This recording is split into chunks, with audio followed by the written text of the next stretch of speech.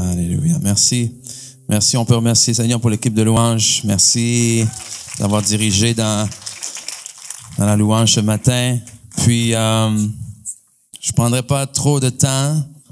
C'est la deuxième fois ici parmi nous. Donc, j'ai le privilège, c'est avec honneur et fierté que j'ai le privilège de vous présenter mon frère ce matin qui va nous apporter la parole. Puis, il est ici ce matin pas parce que c'est mon frère, même si ça l'aide, mais mais il est ici parce que c'est un homme de Dieu, c'est un homme de foi et je sais qu'il a une parole pour nous ce matin.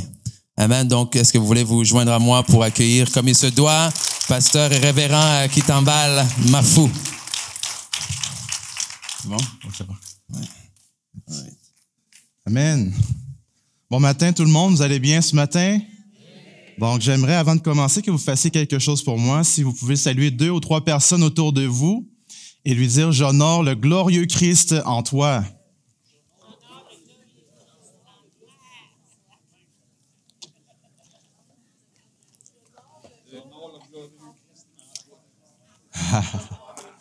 Amen. Amen.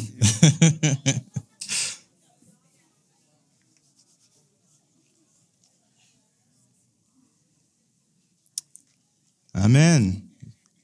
Est-ce que vous êtes dans la joie d'être là ce matin? Amen. Je suis encore dans la joie d'être ici. Je veux honorer Pasteur Ken et Valérie de leur invitation. Je veux honorer tous les anciens de l'Église, tous les membres de l'Église qui sont actifs. Merci beaucoup pour votre accueil chaleureux, comme d'habitude. Je veux honorer aussi mes parents qui sont présents, particulièrement mon père qui fête son anniversaire la semaine prochaine. Et je suis debout ici, c'est en grande partie grâce à lui. Donc, je voulais le remercier ce matin. Donc, ce matin, je suis venu, en cette fin d'année, vous exhorter, vous encourager en tant qu'Église. Amen. Et le message ce matin, c'est « Fortifie-toi dans la grâce qui est en Jésus-Christ ». Dis à ton voisin « Fortifie-toi dans la grâce qui est en Jésus-Christ ». Amen. Donc, ça va être notre texte principal aujourd'hui dans le temps qui m'est donné. J'aimerais qu'on comprenne tout d'abord que la grâce de Dieu, c'est plus qu'une simple doctrine ou un simple message, mais la grâce de Dieu est personnifiée en Jésus-Christ. Amen. La grâce de Dieu est exprimée dans le fait qu'il est devenu ce que nous étions pour que nous devenions ce qu'il est. Il est venu prendre tout ce qui était dans notre faiblesse humaine et nous a donné l'excellence et la perfection de sa divinité. Amen. Le Fils de Dieu est devenu Fils de l'homme afin que les fils des hommes deviennent des fils de Dieu. Est-ce qu'il y a des fils et des filles de Dieu ici ce matin? Yes! La loi fut donnée par Moïse, mais la grâce et la vérité sont venues par Jésus-Christ. Savez-vous que c'est plus excitant de recevoir une personne à la maison qu'une lettre de cette personne? Amen. Donc, une lettre, elle peut être mal interprétée parce que tu lis, mais sans nécessairement comprendre les intentions de la personne en lisant les mots. Mais si la personne est devant toi en chair et en os, là, c'est plus facile de recevoir son message. Dieu, dans les temps de la loi, a envoyé un message à son peuple par des lettres. Et ces lettres-là ont été mal interprétées parce que le monde a vu Dieu comme un Dieu méchant, un Dieu qui est terrorisant. Mais Dieu a dit, je vais venir en forme humaine parmi ma création pour me présenter tel que je suis. Il est venu selon la grâce et la vérité en chair et en os, Jésus-Christ, que nous célébrons dans cette saison des fêtes. Amen. Le grand médecin n'est pas seulement venu nous donner une prescription, une ordonnance pour aller à la pharmacie, mais il est devenu l'antidote et il est devenu aussi le patient. Amen. Est-ce qu'il y en a qui savent comment faire un vaccin ou un antidote? Pour faire un vaccin, il faut prendre le virus, il faut dénaturer sa structure génétique, donc elle n'est plus en pouvoir d'infecter. En laboratoire, on la transforme et on l'injecte à la personne de sorte que le système immunitaire transforme et mémorise la structure génétique du virus, de sorte que quand le virus arrive, le corps se souvient et protège tout le système. Amen. Savez-vous que Christ est devenu péché pour nous guérir du péché? Savez-vous que Christ est devenu malédiction pour nous racheter de la malédiction? Donc, il est notre antidote. Il a pris ce qui nous détruisait pour le détruire. Il est entré dans la mort pour détruire la mort afin de nous donner la résurrection. Amen. David a pris l'épée de Goliath pour tuer Goliath. Amen.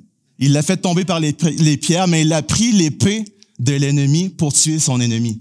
C'est ce que Christ a fait. Son épée était sa croix, et en prenant la croix, il a détruit ce qui nous détruisait. Est-ce qu'on peut lancer des cris de joie pour notre Seigneur? Amen.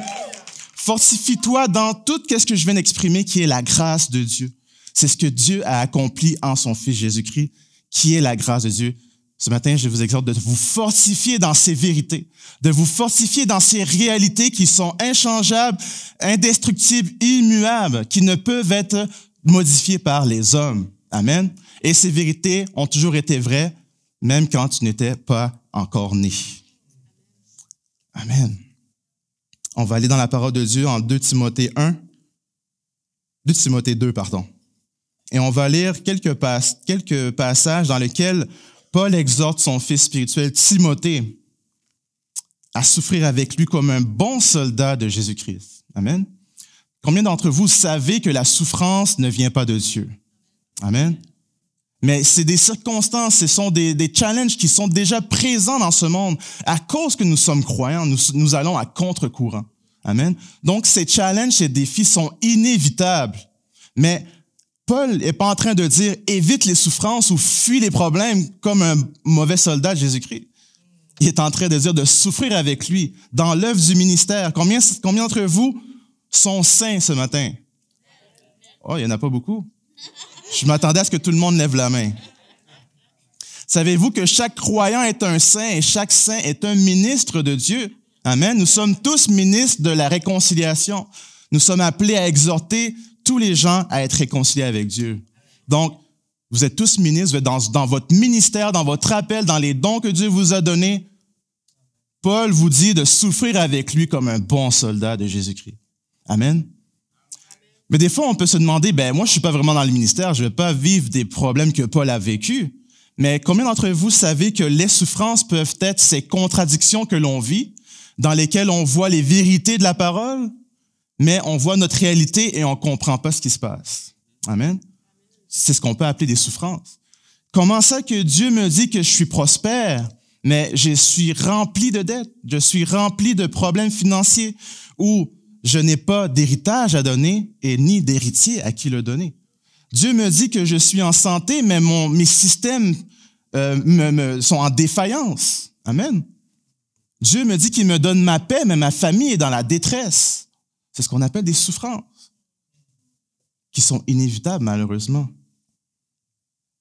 Lisons 2 Timothée 2, à partir du verset 1. « Toi donc, mon enfant, fortifie-toi dans la grâce qui est en Jésus-Christ. Et ce que tu as entendu de moi en présence de beaucoup de témoins, confie-le à des hommes fidèles qui soient capables de l'enseigner aussi à d'autres. Souffre avec moi comme un bon soldat de Jésus-Christ. Il n'est pas de soldat qui s'embarrasse des affaires de la vie s'il veut plaire à celui qui l'a enrôlé. Et l'athlète n'est pas couronné s'il n'a combattu suivant les règles. Il faut que le laboureur travaille avant de recueillir les fruits. Comprends ce que je dis, car le Seigneur te donnera de l'intelligence en toutes choses. Souviens-toi de Jésus-Christ, issu de la postérité de David, ressuscité des morts, selon mon évangile, pour lequel je souffre jusqu'à être lié comme un malfaiteur, mais la parole de Dieu n'est pas liée. C'est pourquoi je supporte tout à cause des élus. Amen. Dis ce matin que tu supportes tout. Tu supportes toutes les choses qui viennent contre toi parce que tu es fortifié par la grâce de Jésus. Afin qu'eux aussi obtiennent le salut qui est en Jésus-Christ avec la gloire éternelle. Ici, Paul nous donne 3 images de qui nous sommes en Jésus-Christ, de qui nous sommes dans cette terre face aux circonstances, face aux situations, face aux défis qui s'avancent contre nous. Il donne premièrement l'image d'un soldat. Amen. Pardonnez-moi. Donc, le soldat, ça me donne une image d'engagement. Amen. Quand on s'enrôle dans l'armée, ce sont des gens qui sont engagés, qui sont déterminés à servir leur pays, qui n'ont pas leur propre volonté. Combien d'entre vous savez que dans l'armée, les gens n'ont pas vraiment leur propre volonté, mais suivent la volonté des généraux, des capitaines, Et ils doivent obéir à la lettre, à tout ce qui est dit. Amen. Donc, nous sommes enrôlés dans cette armée. Un soldat fait référence à la discipline, à l'obéissance, merci, à l'obéissance, au courage. Amen. Le courage face aux défis qui se présentent. Le soldat est prêt à se battre pour la vie de son frère, de son coéquipier. Amen. Paul dit à Timothée, sois comme ce soldat. Sois comme un soldat. Sois quelqu'un qui est engagé. Sois quelqu'un qui est déterminé. Sois quelqu'un qui est courageux et qui ne s'embarrasse pas des affaires de la vie. Amen. Pour plaire à celui qui l'a enrôlé. Les affaires de la vie, c'est pas juste d'aller au travail ou de payer des factures, mais les affaires de la vie, ça peut être toutes les circonstances qui viennent nous distraire de Jésus-Christ, qui viennent nous distraire de Christ. Amen. Paul, il dit à Timothée de fuir ces choses-là, de fuir cette distraction-là pour être complètement focalisé sur la mission. Amen. Ensuite, Paul, il continue en donnant l'image de l'athlète. On peut penser à un Olympien. Quelle discipline l'Olympien doit effectuer dans sa vie quotidienne? Il doit surveiller son alimentation. Il y en a qui s'entraînent 2 fois par jour, 6 jours par semaine. Donc, 12 entraînements par semaine. C'est des fois des gens qui sont soumis à des conditions extrêmes. Mais pourquoi est-ce qu'ils font toutes ces choses-là? Parce qu'il y a un seul objectif, c'est de remporter la course, de remporter le prix. Amen. Souvent, en tant que chrétien, on voit les souffrances et ça nous pèse parce qu'on perd l'objectif final. On pense que l'épreuve dans laquelle on traverse ou la souffrance qu'on traverse, c'est la finalité en soi et qu'on n'en sortira jamais. Mais si, comme Paul nous dit ce matin, d'avoir la mentalité d'un athlète, toutes les souffrances, les athlètes, des souffrances physiques, ils traversent des blessures, leurs muscles sont endoloris, puis il peut s'arrêter et dire, mais pourquoi je fais tout ça? Ça me sert à rien de m'entraîner 2 fois par jour. Parce qu'il a un objectif en tête.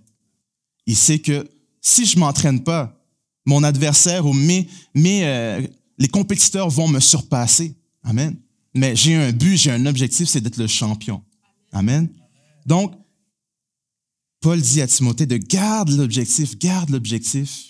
Ne perds pas de vue c'est quoi? C'est l'évangile, c'est la grâce de Dieu dans laquelle tu te fortifies.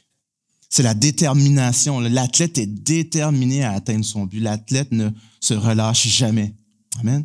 Je prie ce matin que celui ou celle qui avait envie de se relâcher, que la grâce de Dieu te fortifie ce matin. Amen. Paul donne une 3e image, il dit, il faut que le laboureur travaille. Quand je pense à un laboureur ou un fermier, je me mets pas l'image d'un fermier de notre époque avec toutes les machines, parce qu'à l'époque de Paul, je pense pas qu'il y avait des moissonneuses-batteuses. Ça m'étonnerait en tout cas. Sûrement qu'il y avait la pioche, il avait des râteaux et des articles assez archaïques en main. Amen. J'imagine une personne avec les mains avec pleines de terre et pleines de sang, avec de la sueur dans le front, dans les journées chaudes, avec des saisons où est-ce que les sauterelles ont tout mangé, des saisons où est-ce que le soleil a tout séché, des saisons où il y a aucune récolte. Mais le fermier, il se dit pas quand est-ce que je vais récolter, mais il sait déjà qu'il y a une récolte qui s'en vient. Il sait déjà qu'il y a des saisons difficiles qu'il peut vivre. Il sait déjà qu'il doit emmagasiner en vue de ces saisons-là. Amen. Quand je pense au fermier, je pense à la patience. Amen. Je pense à la patience, la persévérance, la vision, la précision. Amen. Quand je pense au fermier, je pense à toutes ces choses-là. Paul, il vous dit ce matin d'avoir cette mentalité de fermier que même si tes mains sont sales en ce moment, même si tes mains sont pleines de sang, même si ton front est plein de sueur, même si ton champ est brûlé par le soleil. Il y en a qui ont pu commencer une entreprise, commencer un projet et du jour au lendemain, le projet a avorté. Amen. Puis ils savaient que ça venait de Dieu, ils étaient convaincus que ça venait de Dieu, mais pour un rien, c'est terminé. Est cette pensée du fermier qui continue à labourer, parce qu'il sait qu'il y a une récolte qui va venir. Amen. Fortifie-toi dans la grâce qui est en Jésus-Christ. Le fermier a la vision. Quand il dort la nuit, il voit son champ, il voit de la verdure, il voit le fruit, il voit la récolte, il voit le nombre de gens qu'il peut nourrir, il voit le nombre d'argent qu'il peut faire, il voit le nombre de produits qu'il va mettre de côté dans sa grange, puis il voit l'autre saison qui s'en vient aussi. Amen. Puis il voit peut-être l'autre terrain qu'il va aller acheter. Amen. Puis il voit peut-être les employés qui vont travailler pour lui. Amen. Vision. Souvent, on s'attarde aux 365 jours d'une année, puis on dit, il reste juste 20 quelques jours, mon année est gâchée. Amen. Mais une année finie, une autre commence. Savez-vous que Dieu a créé le temps et il est en dehors du temps de sorte qu'il n'est pas pressé par le temps. Amen. Et nous aussi, on doit avoir cette vision comme le fermier qui voit au loin, qui voit à l'horizon. Amen. Qui voit à l'horizon puis qui voit des belles choses. Amen.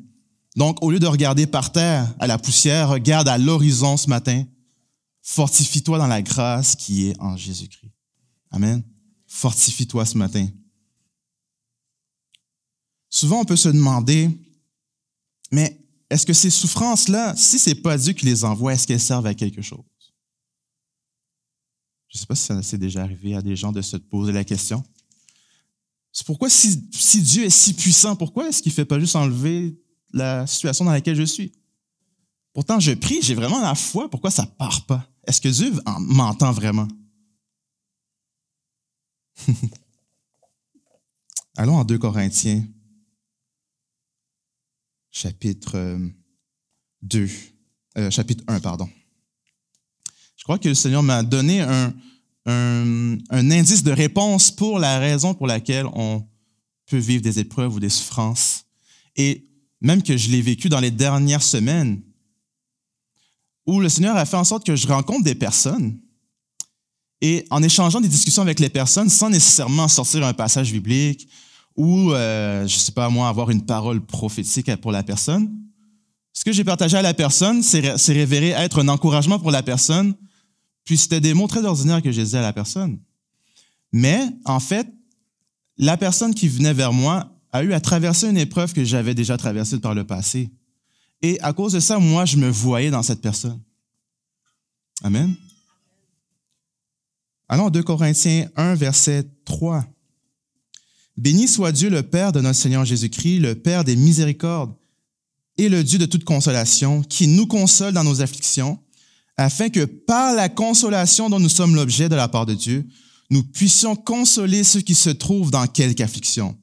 Car de même que les souffrances de Christ abondent en nous, de même notre consolation abonde par Christ.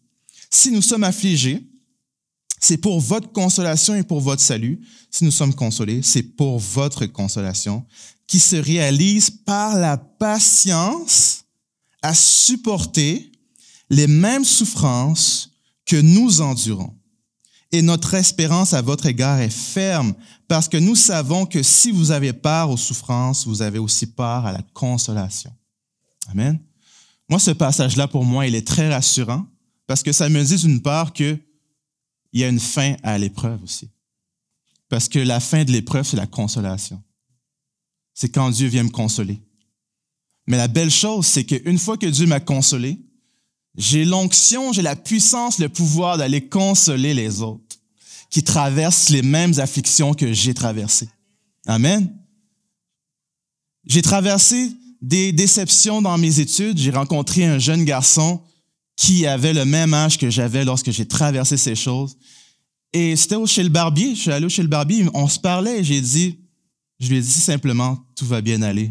Puis ses yeux se sont écarquillés, puis il buvait mes paroles, mais c'est pas comme si j'avais une prophétie pour lui ou... Je lui ai dit, tout va bien aller parce que je me voyais à 21 ans, anxieux, triste, déçu d'avoir échoué à l'école. Puis je le voyais, lui, qui recommençait son secondaire 3, 4, 5. Puis j'ai dit, ça va bien aller. Puis je lui ai dit, la position dans laquelle je suis aujourd'hui, je me suis jamais vu là et je ne sais pas qu'est-ce qui va m'attendre demain, mais je sais que c'est des très belles choses. Donc, je lui ai dit simplement, ne regarde pas ce que les gens font, ne te vois pas non plus en retard des autres parce que chaque personne a son histoire, chaque personne a son tracé, chaque personne a son aventure dans la vie. C'est pas que à l'âge de 20 ans, tu vas être à une position dans ta vie, puis à 25 ans, tu vas être rendu à telle place dans ta vie, puis à 30 ans, tu vas avoir 2 ans la maison, le chien, le bateau, la voiture, l'autre voiture, puis un chalet. Non. Je lui ai dit, t'as ton parcours à toi. Ne regarde ni à gauche ni à droite, mais va droit devant et sois toujours content de tes succès. Va une étape à la fois, ne te compare pas aux autres. C'est tout ça que je lui ai dit. Puis elle a dit, wow, j'espère que tu vas revenir te faire coiffer. Amen. Combien d'entre vous savez que la consolation est une des dimensions du don prophétique? Dans 1 Corinthiens 12, on dit que l'exhortation, l'encouragement, la consolation, c'est la prophétie. Donc, quand tu vis des souffrances, il y a un don prophétique qui s'active en toi parce que tu peux aller consoler, encourager, exhorter les autres. Amen. C'est difficile de dire à quelqu'un « ça va bien aller » quand tu n'as jamais traversé la situation de la personne. Mais si tu ne comprends pas ce que je vis, oui, je comprends ce que tu vis. Amen. Rien de mieux qu'une personne qui a traversé le deuil pour consoler quelqu'un qui a le deuil, qui est en deuil. Rien de mieux que quelqu'un qui était au bord de la mort pour consoler quelqu'un qui est au bord de la mort. Rien de mieux que quelqu'un qui a été au gouffre financier pour consoler, encourager, exhorter quelqu'un qui a été dans un gouffre financier. Ta souffrance a un but. Amen. Ta souffrance a une fin. Ta souffrance a une consolation qui attend. Sois fortifié dans la grâce qui est en Jésus-Christ ce matin. Amen. Amen. Amen. Il y a un psaume qui dit que les pleurs durent toute la nuit, mais les cris de joie ou la réjouissance arrivent le matin. Amen. Il y a une chose qu'on doit toujours être sûr, c'est que le soleil va se lever demain.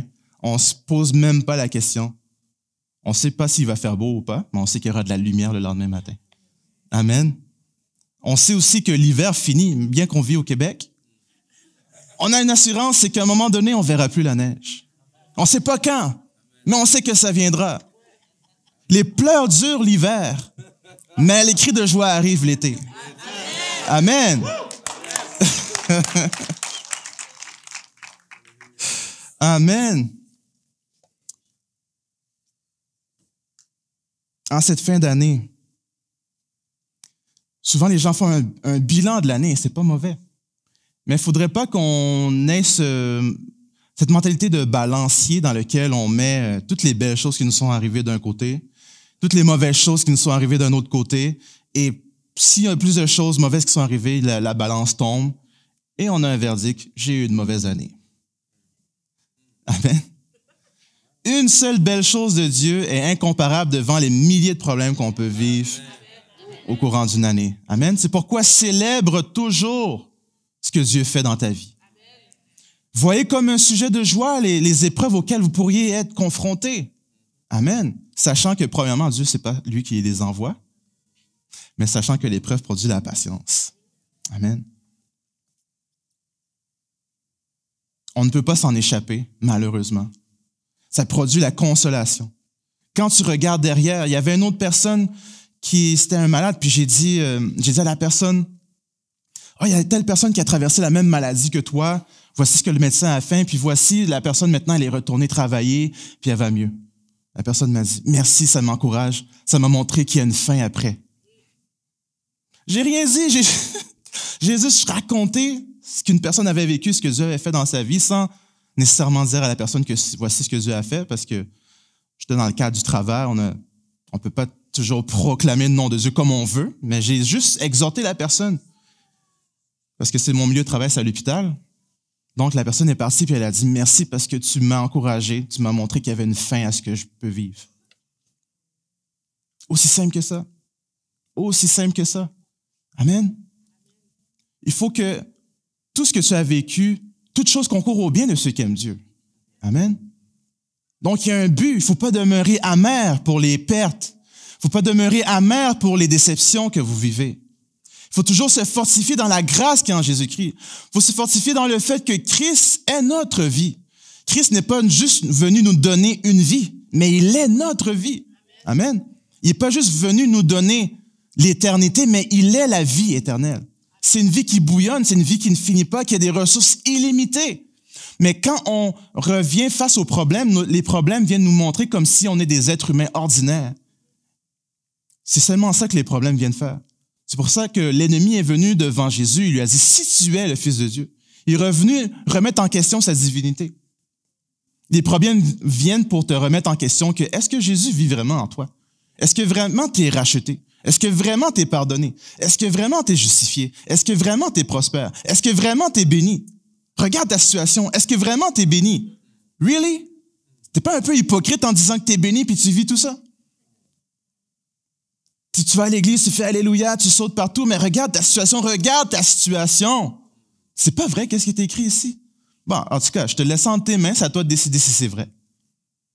C'est pas ça qui se passe dans nos pensées, des fois? Amen? C'est ça le combat spirituel. Amen? Si nous combattons pas avec des armes charnelles, mais spirituelles, selon la vertu de Dieu, pour renverser les forteresses. Amen? Nous renversons tout raisonnement. Tout raisonnement et toute pensée élevée qui s'élève contre la connaissance de Dieu, contre ce que Christ a fait à la croix, contre la connaissance de ce que Christ a fait de la croix jusqu'au trône. Amen. Ces pensées viennent nous attaquer. Ces pensées viennent pour nous faire douter de la vérité qui est en Jésus-Christ. Amen. Et le combat spirituel, c'est simplement de nous ramener ici, de nous ramener à la base, de nous ramener à « Je suis en Christ, j'ai tout en Christ, je peux tout faire en lui ». Amen. L'armure du croyant est composée du casque du salut. Combien d'entre vous savez que quand on n'a pas l'assurance du salut, on devient instable, on devient inconstant, on a des pensées doubles. Amen. On est vraiment dans un état dans lequel un jour on est le pire des pécheurs et dans l'autre journée on fait semblant d'être saint. Amen. Parce qu'on n'a pas l'assurance du salut. Mais Paul il dit, mettez votre casque du salut afin que vos pensées et vos cœurs demeurent en Jésus-Christ. Amen. Il faut mettre la cuirasse de la justice. Amen. Les organes vitaux sont tous en arrière de la cuirasse. Donc, tout ce qui compose ta vie, le juste vivra par la foi. Amen. Donc, cette cuirasse, lorsque tu es justifié, ça protège ta vie.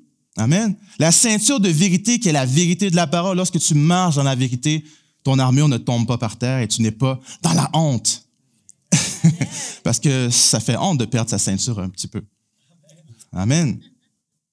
Il y a ce bouclier de la foi. Savez-vous que dans l'époque de Paul, à l'époque des Romains, les boucliers n'étaient pas un petit rond, un petit cercle comme Captain America, mais c'était un bouclier qui atteignait la tête des soldats et qui couvrait le corps au complet. C'est quasiment comme une porte anti-balle.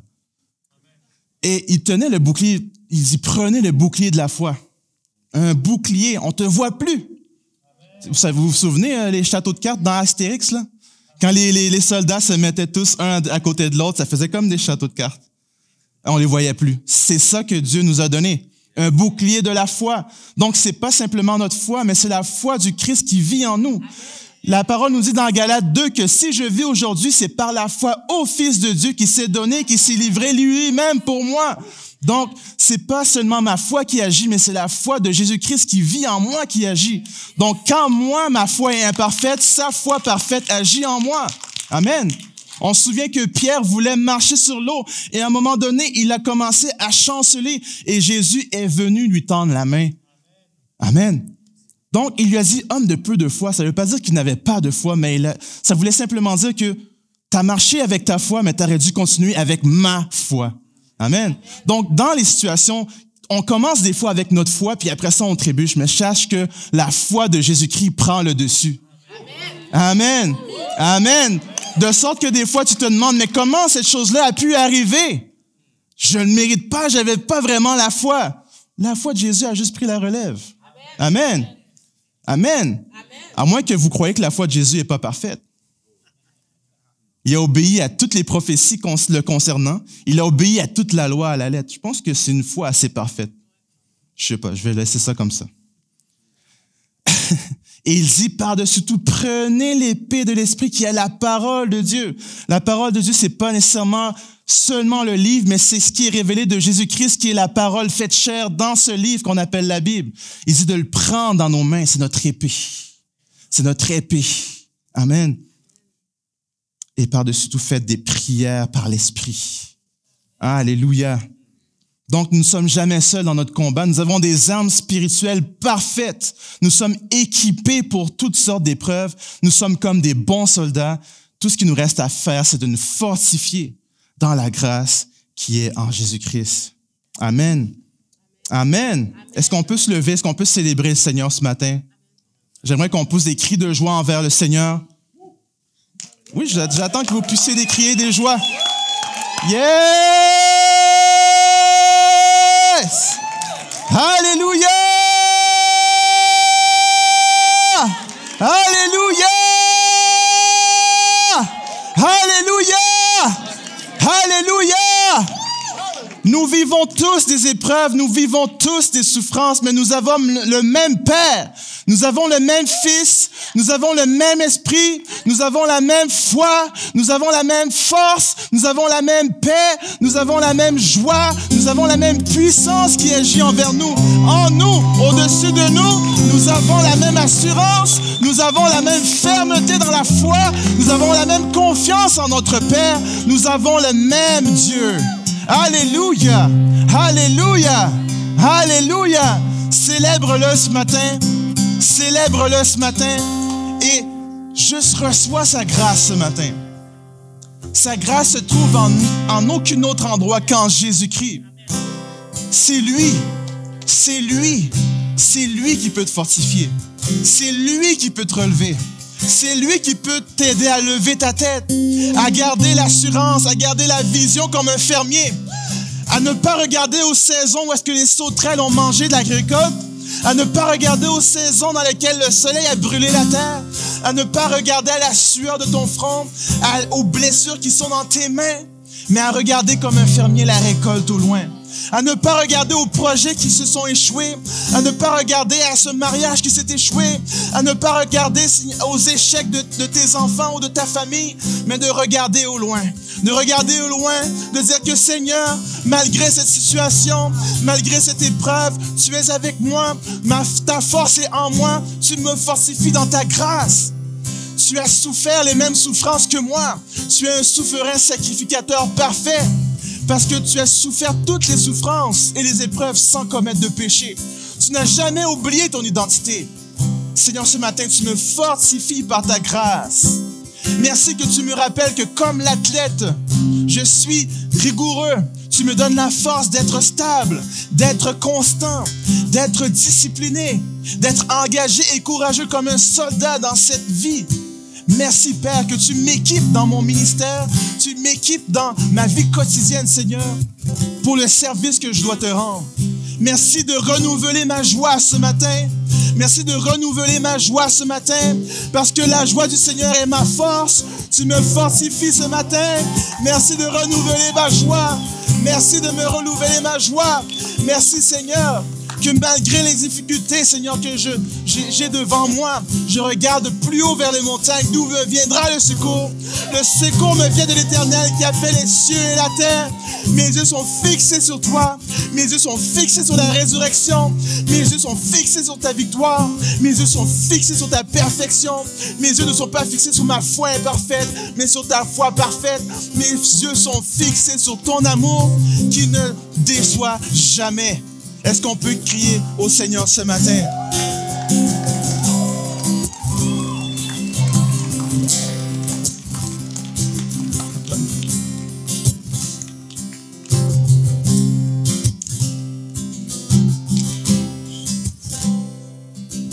Oh, alléluia, merci Seigneur. Est-ce qu'il y a des gens qui ont été fortifiés ce matin? Hein? Vous avez été fortifiés afin de pouvoir fortifier à votre tour. Et avant de vous laisser aller, on parle de grâce ce matin, cette grâce qui est un don gratuit. Et la Bible nous dit que nous avons été sauvés, pas par nos œuvres, pas par les bonnes choses qu'on a pu faire, pas par nos bonnes actions, mais la seule chose qui nous sauve, c'est la grâce de Jésus-Christ. La grâce de Jésus-Christ qui a été pourvue gratuitement pour nous. Amen. Et cette grâce-là, ce don gratuit, il faut l'accepter par la foi. Mais perdu de quoi, vous pouvez me dire? Peut-être vous êtes ici ce matin de dire, oui, est-ce que j'ai besoin d'être sauvé de quoi? Mais la Bible nous dit que Dieu a créé le ciel, la terre et tout ce qui s'y trouve. Et il a créé l'homme, il a donné à l'homme cette terre pour dominer, pour répandre son image. Amen. Et qu'il a créé l'homme pour vivre éternellement. Mais lorsque, comme le révérend Mafou a prêché ce matin, le virus est entré dans le monde. Le péché est entré dans le monde, en gâchant le plan parfait que Dieu avait pour nous, en gâchant le plan parfait que Dieu avait de passer l'éternité avec nous, d'avoir une relation avec sa plus merveilleuse des créations, c'est-à-dire l'homme, c'est-à-dire nous.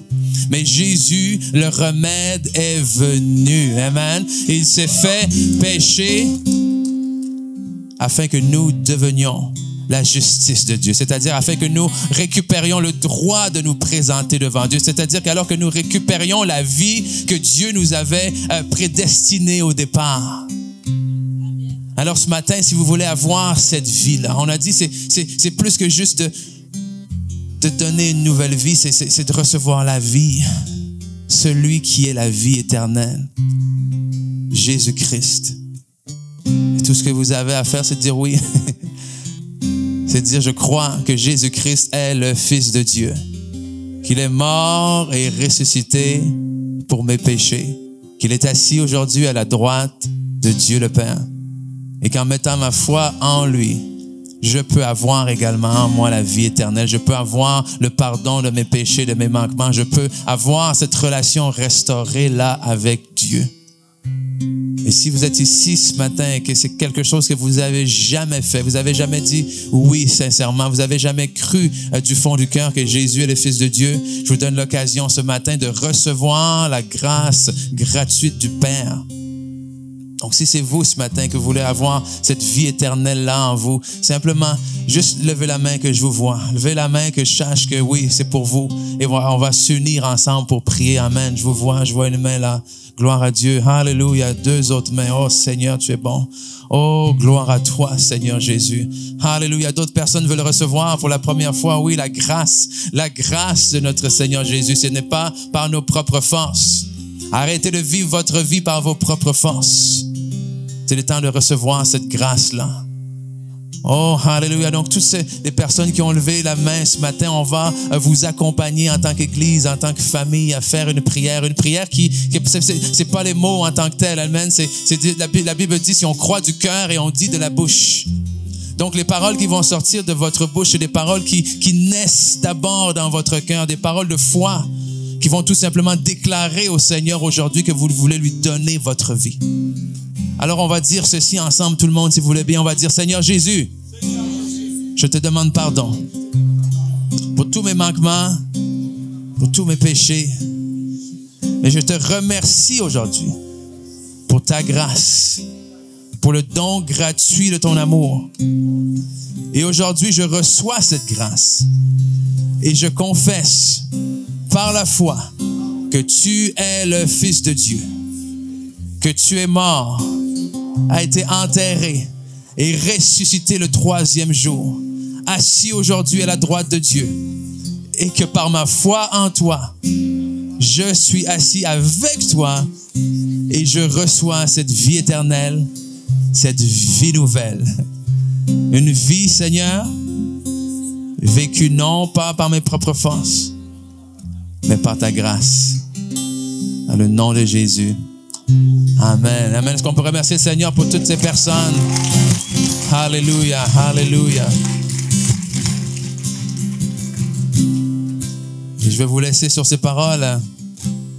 Des fois, on accepte la foi, on accepte le Seigneur par la grâce, mais on essaye après de vivre notre vie chrétienne par nos forces. Non.